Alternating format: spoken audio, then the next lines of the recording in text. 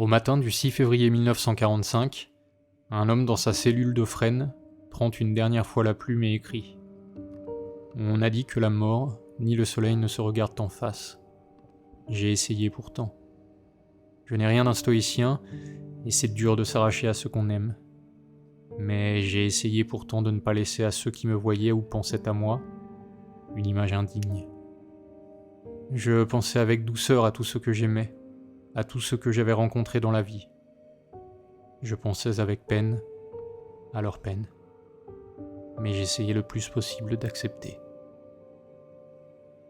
Il écrit encore quelques mots, ces derniers. Il écrit encore alors qu'il a déjà bien trop écrit. Il fut partout. En poésie et dans le roman, en critique et dans l'essai, en littérature et en journalisme, puis enfin, en politique. Rien ne le destinait à cette dernière pourtant. Au lycée, je cite, il récitait des poèmes de Baudelaire et de Verlaine, auxquels Roger Vaillant donnait la réplique en récitant des vers de Rimbaud. C'est presque la même année, alors qu'il n'a que 16 ans, entre deux déclamations, qu'il publia un premier article consacré à Pierre Louis, puis un second à Albert Samin. Nous sommes en 1925.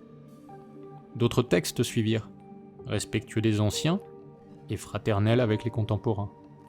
Passent ainsi Raymond Radiguet, Julien Green, Colette, Anatole France et Gabriel Marcel, qui fut son professeur.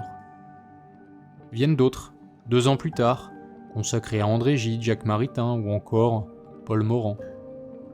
La même année, avec des camarades de classe, il se lance dans un roman parodique, écrit à plusieurs sans véritable souci d'unité. Le roman s'intitule Fulgure et est inspiré de Fantomas. Leur auteur se nomme entre autres Thierry Molnier, Paul Gaden, Roger Vaillant. Comme pour tous les esprits précoces, le destin se charge de paver le long sentier de l'accomplissement ou de la perdition. C'est une rencontre au hasard, un événement historique, un contretemps opportun. Un jour de 1930, je cite, nous apprîmes que quelques étudiants qui rédigeaient le journal royaliste L'Étudiant français venaient de quitter brusquement l'Action française. Jacques Talagrand alla proposer de faire le numéro suivant dans les 48 heures pour qu'il n'y eut pas d'interruption, et il fut rédigé tout entier dans notre turne par Maurice Bardèche, José Lupin, lui et moi. C'est à cette occasion d'ailleurs que Jacques Talagrand prit le pseudonyme de Thierry Molnier. Nous collaborâmes ainsi quelque temps à l'Étudiant français, et Henri Massy, que j'étais allé voir 2 ou 3 fois, m'envoya à Pierre Varillon, qui dirigeait la page littéraire de l'Action française nouvellement créée. C'est ainsi que je commençai à collaborer à l'Action française. Voilà comment débuta ce condamné à mort nommé Robert Brasillac, dont le général de Gaulle refusa la grâce. Le surréalisme était encore enfant. L'après-guerre tiendrait ses promesses pour cette nouvelle génération qui avait à peine 20 ans à la naissance des années 30 et qui était la première à avoir connu la Grande Guerre alors qu'elle n'était pas encore adolescente. Rien n'était mûr encore pour ces jeunes hommes, et pourtant, tout portait à croire qu'ils transformeraient la littérature, qu'ils pourraient devenir, avec 15 ans d'avance, des hussards, qu'une rébellion délestée de l'angoisse guerrière, de la béance ontologique, et pourtant empreinte d'un classicisme torrentueux, donnerait bientôt des grands textes à notre littérature. C'est ce dont une uchronie débutant peu ou prou en février 1934 aurait pu révéler. Mais cette grande marée qu'est le destin, ou simplement l'histoire, caresse autant qu'elle gifle. Vint l'affaire Stavisky, et le 6 février 1934. Oublieuse postérité. Épisode 28. Des écrivains collaborateurs. Comme l'écrit succinctement Maurice Bardèche, le beau-frère de Robert Brasillac, avec qui il a composé entre autres une histoire du cinéma, c'est le choc. C'est cette affaire de fraude et de corruption où les morts s'amoncellent sur le Parlement qui va gangréner la Troisième République et le cœur de beaucoup de citoyens. Gangrène jusqu'à la nausée. Gangrène jusqu'à une certaine forme de révolution. On arrache les membres pourris de la République et l'on commence à se tourner vers d'autres rameaux. Brasillac, qui vécut l'émeute du 6 février, écrit dans notre avant-guerre. Et il n'y avait plus d'opinion, et les communistes s'accordaient avec les nationalistes, et le matin, l'Humanité avait publié un appel pour demander à ses troupes de se joindre aux anciens combattants. Une immense espérance naissait dans le sang. L'espérance de la Révolution nationale. Cette révolution dont le vieux Clémenceau avait dit qu'elle était impossible tant que des bourgeois ne se seraient pas fait tuer, place de la Concorde. Elle se formait à travers cette nuit tragique. Le couple divin, le courage et la peur, comme l'a écrit Drieux La Rochelle, qui a si bien senti cette nuit exaltante, s'était reformé et parcourait les rues. Cependant, les manifestations n'accouchèrent pas de la Révolution. Les événements se mélangèrent, devinrent incompréhensibles, et par la force des choses, se tassèrent. Brasillac poursuit. De ces querelles énormes, la France sortait irritée, sombre et prête, semblait-il, à toutes les aventures, y compris les plus belles. Henri Béraud publiait dans Gringoire un admirable article sur le fusilleur d'Aladier, et les journaux allemands annonçaient « L'aube du fascisme se lève sur la France ».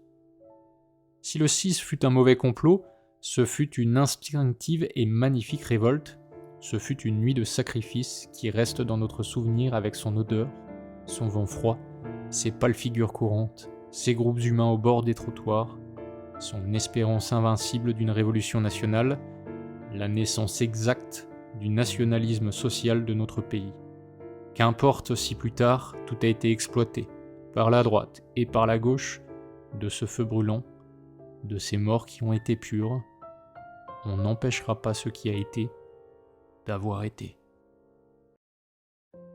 On n'empêchera pas ce qui a été d'avoir été.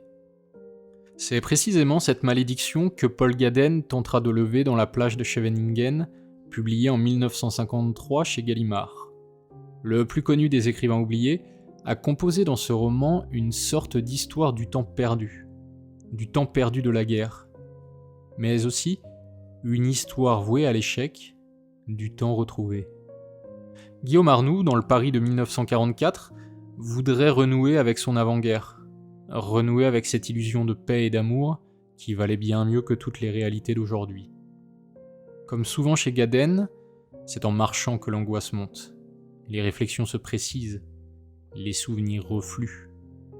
Dès les premières pages du roman, il écrit « La haine se retrouve toujours, et c'était elle qu'Arnoux sentait gronder à chaque pas, que le monde faisait vers la paix. » Évidemment, hommes et monde marchent à l'unisson, car c'est la botte claquant sur l'échafaud, ou dans les herbes d'un paradis supposé, qui donne au monde sa vitesse de rotation. En allant, en 1944, vers la fin de la tragédie, Arnoux retrouverait-il son paradis perdu? Continuant de déambuler dans les rues, c'est d'abord la figure d'Hersan qu'il retrouve dans le reflet des vitrines. Mais Hersan n'est plus à Paris. Il n'y est plus depuis la Libération. Non, il semblerait avoir fui de l'autre côté du Rhin. Et pour cause. Si Guillaume Arnoux est le double de Paul Gaden, André Hersan est le double de Robert Brasillac. Tout est suffisamment explicite pour qu'on le comprenne vite. De plus, Gaden livre quelques indices, comme la chouette brodée sur le pull de Brasillac, que ce dernier évoque dans notre avant-guerre, ou son assoupissement au dernier rang pendant certaines leçons. Brasillac n'a plus rien à voir avec le jeune homme à la voix dorée des années 20 et de la première moitié des années 30, qui, je cite, avait écrit sur le plus fier des poètes français des pages presque tendres. Il est désormais, je cite encore, celui qui, dans le jeune européen, passait son temps à vouer les juifs à la corne. Pourtant, Arnoux ne peut se résigner à cette évolution funeste. Son vieil ami de lycée se demande douloureusement comment ces deux visages peuvent coexister et si cette cohabitation ne doit pas nécessairement mener à une imparable et existentielle dissolution. Car la plage de Scheveningen, si elle met en scène par l'absence ce personnage romanesque rare d'écrivain collaborateur, n'est pas à proprement parler un roman qui traite de la collaboration, mais bien un roman à propos de l'inévitable disparition de soi. C'est d'abord la mère d'Hélène, juive, sans doute emportée par un dernier convoi vers les camps, puis celle d'Erson, que nous avons évoquée, possiblement vers l'Allemagne, encore celle d'Irène, qui sera l'abcès de maladies anciennes que Guillaume ne peut se résoudre à guérir. Ce passage du temps qui mène vers la disparition est ainsi perçu par Guillaume Arnoux en négatif des preuves habituelles que les années laissent d'habitude en nous ou sur nous. C'est l'absence de preuves formelles, nettes, et pourtant indéfinissables précisément, qui jette Arnoux dans l'inquiétude, comme dans ce passage à propos de son ancien amour, Irène, et des événements des 5 dernières années. Il se demandait ce que le visage d'Irène avait retenu de tout cela, et regardant ce visage, il croyait voir qu'il n'en avait rien retenu. Les Français étaient maintenant sur le point de poursuivre l'ennemi sur son territoire. Ils étaient occupés à juger les traîtres, et l'un de ses amis avait été ce traître. Et le visage d'Irène était aussi impassible, aussi fin, aussi lisse que Guillaume l'avait toujours connu. Tout Gaden est là. Là dans cette capacité à créer une causalité, là où il ne devrait pas y en avoir, ou seulement une minuscule. Mais l'écrivain noue dans cette causalité un bouleversement ontologique. Si on y est sensible, Gaden peut devenir magnifique et émouvant. Si on ne l'est pas, toute son œuvre ou presque paraîtra vaine. Toujours est-il que cette capacité à vivre comme avant d'Irène est peut-être la suprême trahison, selon Gaden. Cette suprême trahison, qui est pourrissement de la conscience, qui est décomposition invisible du corps, revient, ou plutôt précède, puisque le texte est daté de 1949, de manière allégorique dans la nouvelle la plus connue de Gaden, Baleine. Contemplant le cétacé échoué sur une plage, qui n'est pas celle de Scheveningen à proprement parler, mais qui est ce bout du monde gadénien, qui pourrait être celui de la révélation de l'Apocalypse, ce Patmos de la dernière vérité, le narrateur fait cette terrible observation. La baleine achevait cet univers chaotique, secrètement accordé dans l'invisible, qu'elle était un monument posé sur le cataclysme européen. Cette image rejoint un autre double biblique que Gaden évoque à propos d'Ersan, celui de Caïn, le frère meurtrier, dont Guillaume suppose qu'il a peut-être, je cite, par pure négligence, laissé tomber sur la tête de son jeune frère, son gourdin. Mais presque aussitôt, alors que le personnage relativise la position de l'écrivain fasciste, assassinant par erreur ses frères humains, il songe que Caïn ne sait pas que le sang de l'homme va faire dans le monde cette grande clameur. Il n'a pas voulu cela, lui non plus. Bien sûr, il est même possible qu'il ait cru bien faire, lui aussi, à dessein d'éviter de plus grands malheurs. Mais il y a ce cadavre tout frais, le premier cadavre. C'est quelque chose de tout à fait inguérissable. Dans l'espace et dans le temps, c'est sûrement le cadavre qui se voit le plus au monde. Ces allers et retours entre une rédemption obtenue de longue lutte et une damnation instantanée sont d'ailleurs d'un point de vue plus technique l'une des modalités qui forment la singularité de l'écriture de Gaden. Jusque dans la putréfaction la plus hideuse, demeure, je cite, la vraie foi, celle qui doit ressembler aux atomes. Il suffit qu'il y en ait un qui éclate, et le cours du monde pourrait être changé. Dans La plage de Scheveningen, et à propos de tous les écrivains de la génération de Brasillac, passés lentement au fascisme et à l'antisémitisme, Gaden, ne perdant jamais définitivement espoir, et se refusant à croire à un mystère presque biblique, sans tenter de l'expliquer, se livre sans cesse à ce balancement. Nous pourrions, à l'égard de ces hommes qui s'échouent sur le sable de leur existence, reprendre en conclusion ces quelques mots adressés à la baleine, c'est-à-dire au cimetière humain. Tout ce qu'on aurait pu nous dire de la baleine, tout ce que la science ou l'histoire aurait pu nous apprendre, ne nous aurait rien appris. car la seule chose que nous voulions savoir, c'était ce secret enfoui, ce mot de la création qu'elle représentait. Car la pourriture est notre plus ancienne pensée. Si La plage de Scheveningen est sans doute le roman le plus connu du proche après-guerre, mettant en scène un personnage d'écrivain collaborateur, et encore, sa popularité est toute relative, il n'est pas le premier à l'avoir fait. En effet, 3 ans plus tôt, en 1949, Michel Mort avait écrit un roman en partie consacré à cette nouvelle figure littéraire, car l'on peut désormais évoquer la figure de l'écrivain collaborateur, à laquelle s'oppose naturellement celle de l'écrivain résistant. Dans ce roman intitulé Mon royaume pour un cheval, paru chez Albin Michel, qui reprend la dernière tirade ou presque de Richard dans la tragédie de Shakespeare, l'auteur met en scène plusieurs individus de l'année 1940 à la fin de la guerre. Le personnage principal est un certain Alain Monnier, lieutenant de chasseurs dans les Alpes que la défaite a repoussé à Marseille. Avec certains de ses amis, dont Bargemont, il participe aux réunions de la Légion qui prépare une révolte contre la mollesse du commandement français. Non loin, un écrivain cherche l'inspiration et sa position exacte dans cette guerre.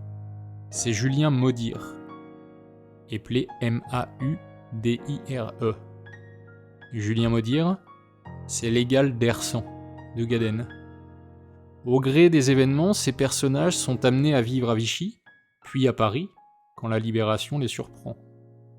Si la défaite semble le point de départ de leurs diverses trajectoires, elle mène à un même constat.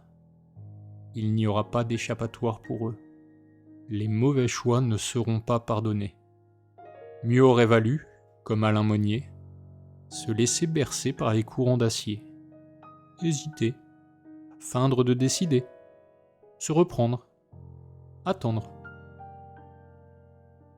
À première vue, rien de plus éloigné que la plume de Gaden et celle de Mort.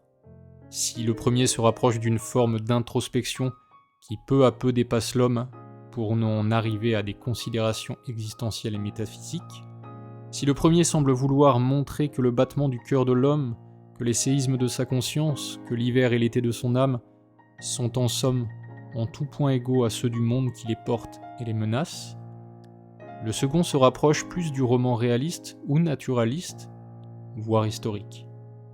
Les critiques n'hésitent d'ailleurs pas à utiliser le qualificatif stendhalien pour évoquer certains romans de Michel Mort.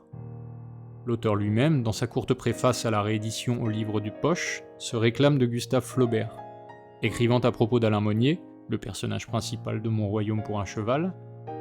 Il est donc un anti-héros et paraîtra fort pâle à une époque où les héros ont foisonné.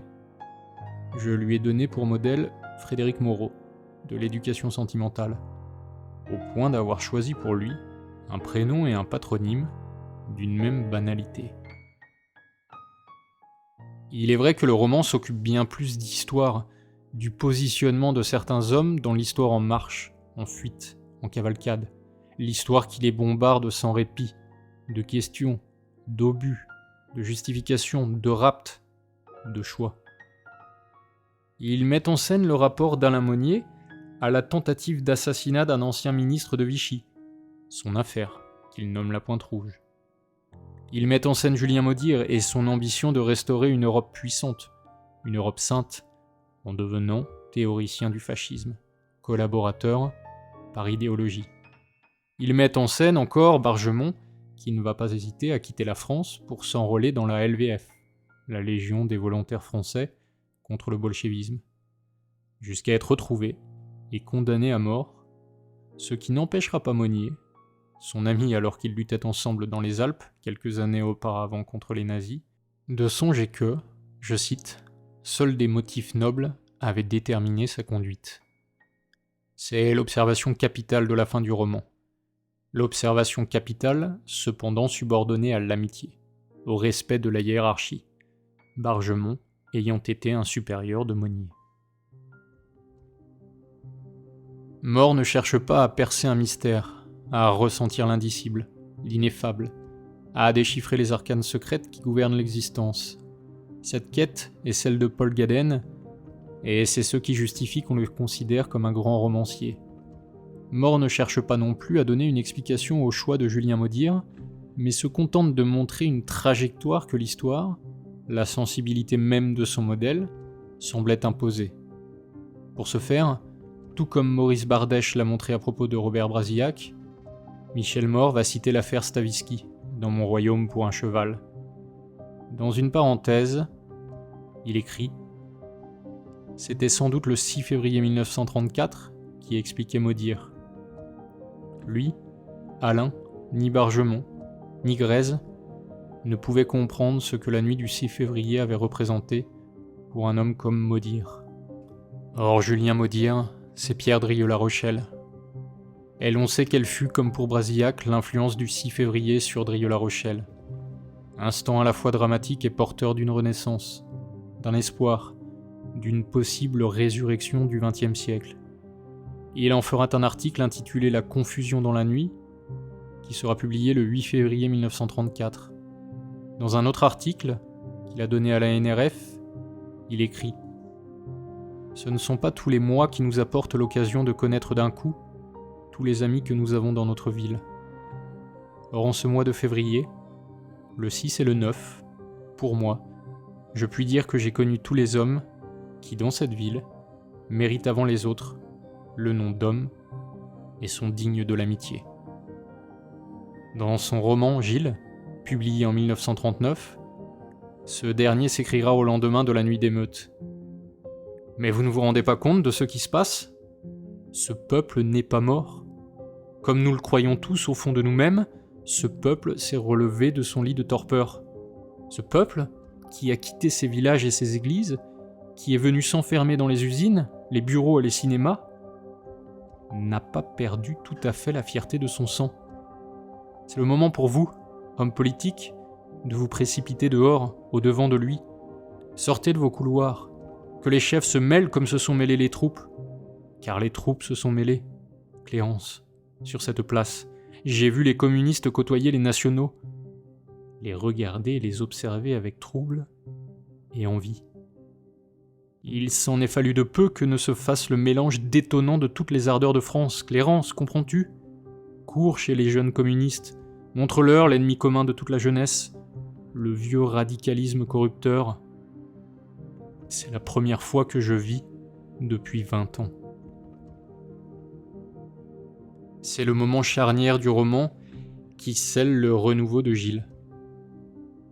Avec les voyages en Allemagne de 1934 et la rencontre d'Otto Abetz, qui sera à l'origine de la liste Otto des ouvrages interdits à la vente par les nazis, c'est pour Drieux-La Rochelle le début d'une amitié qui marquera bien sûr ses choix à venir jusqu'aux tentatives de suicide, dont celle, réussie, du 16 mars, au lendemain de sa convocation par la justice, un mois après l'exécution de Robert Brasillac. Si l'on peut faire un reproche à Michel More, c'est d'avoir choisi un personnage qui ne s'engage pas, ou presque, Alain Monnier, pour figure centrale du roman. À cause de cela, les événements historiques semblent loin, imprécis, presque délestés de leur force, puisque Monnier ne les empoigne pas pour les faire siens. Figure parfaite de ce que Brice Parrain a appelé les neurasthéniques de la Révolution. Parti pris certes, qui illustre bien la condition du français désabusé jusqu'au 6 février 1934. Michel More écrit de ce dernier qu'il est un émigré intérieur. Pour qualifier la condition de l'intellectuel de la même époque, Drieux-La Rochelle écrit « partisan exilé ». C'est de tous ces hommes dont la boussole a montré un or illusoire que Michel More a voulu donner le roman. Dans la plage de Scheveningen, Hersan encore vivant est un spectre. Il n'apparaît que dans le souvenir, mais jamais au cours des errances de Guillaume et d'Irène. Il n'est pas plus qu'une ombre, en sursis, rappelée à la vie. Qu'un malade, que la mémoire tente de dialyser. Qu'un cadavre, auquel Irène et surtout Guillaume prodigue un massage cardiaque mémoriel. Julien Maudir occupe lui bon nombre des pages de Mon royaume pour un cheval. On ne le convoque pas, il s'impose de lui-même. Il est présent parmi tous les hommes, mais n'en subit guère l'influence. Il se livre aisément à la compréhension parce qu'il est un théoricien. Dans le roman Bleu comme la nuit de François Nourricier, publié chez Grasset en 1958, Saint-Lorge, la troisième et dernière figure de l'écrivain collaborateur, est un homme à retrouver, à apprivoiser. Ce roman est d'une texture différente des deux précédents. À vrai dire, il n'est pas à proprement parler un roman qui s'intéresse à la période de la collaboration. L'histoire débute en 1947, lorsque le narrateur a 20 ans, et tout laisse croire, pour qui ne connaît pas le travail de François Nourricier, qu'il s'agit d'un texte largement autobiographique, le narrateur s'appelant même Nourricier. Et en effet, dès les premières pages, on croise Bernanos, Sartre, Malraux, Giraudoux, Monterland, que convoquent des réflexions à propos des écrivains préférés de la jeunesse, ou encore des confessions à propos de la tentation communiste des années juvéniles. Il faut dire que François Nourricier n'est pas de la même génération que Gaden est mort. Le premier est né en 1907, le second en 1914, et le troisième en 1927, comme le narrateur de Bleu comme la nuit. Cet écart est évidemment fondamental, car Nourricier n'a que très peu connu l'entre-deux-guerres et n'a eu pour tout horizon adolescent que la Seconde Guerre mondiale et notamment la défaite de 1940. Il confie à cet égard dans les entretiens publiés en 1994, je cite, « avoir été formé, marqué par elle. Il y a là une classe creuse, assez âgée pour avoir pris de plein fouet la défaite, pas assez pour avoir participé sérieusement à la libération. Ma petite classe d'âge a regroupé des châtrés. Nous avons connu l'écroulement et en avons été blessés à jamais. » Cette condition du châtré est indivisible de l'œuvre de Nourricier. Cette naissance en 1927 l'a retranché pour 1 an ou 2 à peine de l'acte héroïque si cher à Antoine Giacometti, qui aurait pu avoir valeur de rédemption précoce pour une jeunesse pile à la limite du danger. Alors, quand on commande au narrateur de Bleu comme la nuit, en 1957, un grand papier dans un journal sur Saint-Lorge, ce mauvais traître, ce vieux jeune homme, cet oiseau de solitude et des malheurs, il accepte. Il accepte tendrement et mollement. Saint-Lorge, il le connaît sans l'avoir rencontré depuis 1942, lorsqu'une librairie proche de la Sorbonne publiait un catalogue d'auteurs français. Parmi eux, Monterland au masque romain un peu engraissé, Brasillac en mouton étonné, Drieux en boudeur historique, et Saint-Lorge en bourgeois dégoûté. Le narrateur s'essaye au journal politique de l'auteur, qui l'ennuie. Puis en 1944, à l'Indifférent, sorte de calque de Gilles de Drieux-La Rochelle, qui le passionne bien plus. Quand la nation se décide à la fin de la guerre à retrouver Saint-Lorge, en raison de ses textes politiques, on découvre bien vite qu'il n'est plus là. On le suppose à Sigmaringen, dans l'ultime retraite des collaborateurs. Mais il est déjà en Suisse, au bord du lac Léman. Saint-Lorge est condamné à mort en avril 1945 pour avoir, je cite, « trouvé bon qu'on aille brûler du juif », comme lui rappelle le narrateur. Peine commuée en travaux forcés en 1951. L'acquittement survient en 1957, 10 jours à peine avant qu'on ne demande au narrateur ce grand reportage à propos du vieux pardonné. Évidemment, ces indices sont suffisants pour reconnaître en Saint-Lorge un double à part presque égal de Drieux-La Rochelle et de Paul Morand. Mais aussi un peu de Jacques Chardon et un zeste de Jouvenel. Le narrateur va donc lui écrire, va donc le trouver pour mener cet entretien. Mais François Nourricier retarde longtemps la rencontre. Je me sens vaincu partout, étranger partout. Ainsi Saint-Lorge évoque-t-il sa condition, tandis que le narrateur le questionne dans sa résidence suisse. Encore une fois, cette condition déjà évoquée par More et Drieux-La Rochelle, c'est celle de l'exilé de l'intérieur, qui n'est autre que celle du défait, de celui qui continue de croire à son vieux rêve, alors que ce dernier est défiguré, honteux, blasphématoire. C'est une constante chez ce personnage de collaborateur. Il ne renonce jamais à ses croyances de guerre et meurt ou s'exile pour elles. Sans doute faut-il y voir un honneur plus qu'une erreur persistante. C'est en tout cas ce que voudrait faire croire Saint-Lorge au narrateur, mais ce dernier n'est pas dupe. Il se méfie du vieux bellâtre qui réécrit l'histoire. Saint-Lorge poursuit. Ils ont appelé ça collaboration. C'est pourtant un beau rêve. L'oubli réciproque des injures subies et infligées. Considérer une fois pour toutes que la balance était égale et oublier. Créer, de Brest à la Prusse, un seul champ clos où l'honneur des deux peuples n'aurait pas été constamment à la merci de la violence et de la sottise. S'il n'est pas dupe, le narrateur n'éprouve pas moins une sorte de connivence crasse pour Saint-Lorge. Non pas une connivence pour ses idées qui ne sont pas de son temps, pas même une connivence pour l'homme, mais bien plus pour le personnage que Saint-Lorge représente, pour cette légende politiquement à droite, que le temps peu à peu érige, pour toutes les identités qui s'additionnent dans ce Saint-Lorge.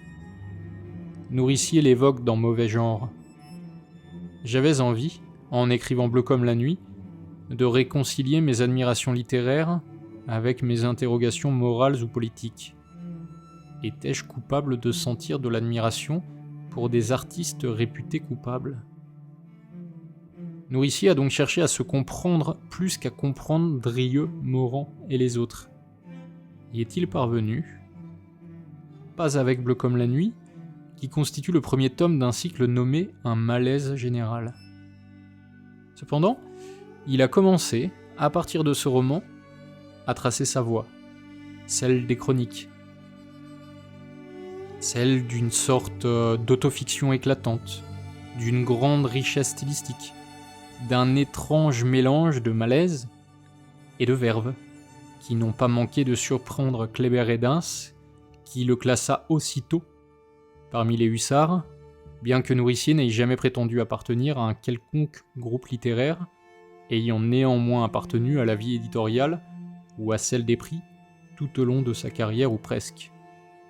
Nourricier a cherché à comprendre, comme Paul Gaden, comprendre un peu, comprendre toujours, sans y parvenir totalement. À bien des égards, Bleu comme la nuit est l'anti-plage de Scheveningen. Le premier est un roman d'une possible résurrection, là où le second est celui d'une inévitable damnation. Le premier, celui d'une liberté et d'un honneur retrouvés, là où le second est celui d'une existence salie à jamais et d'une mémoire qui ne résout rien. Celui de François Nourricier cherche l'amour, s'offre entièrement à l'amour, donne naissance à l'amour, là où celui de Paul Gaden essaye de renouer avec l'amour mort, essaye de tromper la vérité affective. Nourricier essaye de comprendre le passé en interrogeant le présent, là où Gaden essaye de comprendre le présent en interrogeant le passé. Le premier est un vivant, là où le second est un spectre. Le premier est subtil tout en étant plein de sève, de morgue. Le second l'est dans l'hypersensibilité, dans la délicatesse, dans le non-dit. Voilà pourquoi ce sont deux romans dissemblables et donc complémentaires.